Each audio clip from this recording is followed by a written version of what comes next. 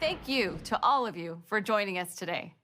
This past year and a half, heck, the past week, has reminded us we're in a dynamic and ever-changing world.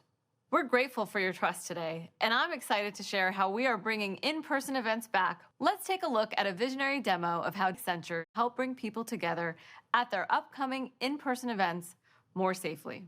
They invite attendees to register online to keep track of how many people to expect.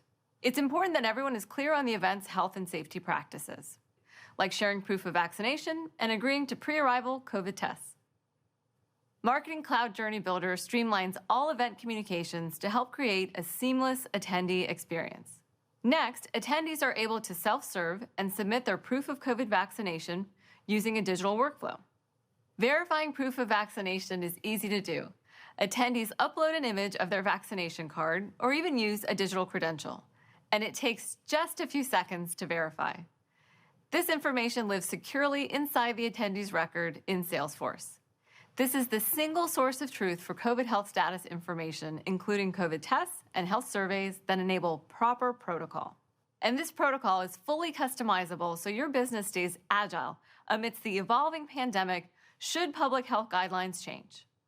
Once verified, the process automatically triggers COVID test kits to be shipped to each attendee. Salesforce connects to testing lab services with COVID test results, so test results can be collected directly from partners like Color or Seneca and updated in the attendee's record. And of course, Accenture can track and manage event registration and progress with their safety protocol using integrated reporting and pre-built workflows in one location. A workflow triggers a QR code to be sent to eligible attendees to bring on site. With negative COVID test results and their QR code, attendees will then be allowed on site for a safer in-person experience. To learn more, visit the URL on screen.